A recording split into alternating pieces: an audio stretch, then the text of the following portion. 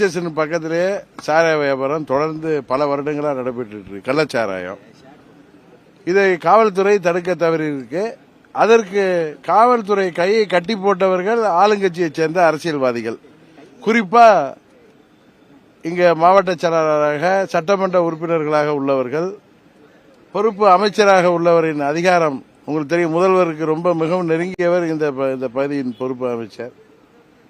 இங்க அரசாங்கம் செயல்படவே இல்லை. இவர்கள் இங்க தன்னிச்சையாக செயல்பட்டார்களா இல்ல அரசாங்கத்தோட ஆசீர்வாதத்தோட ஆளுங்கட்சியோட தலைமையோட ஆசீர்வாதத்தோட செயல்பட்டார்களான்னு தெரியல.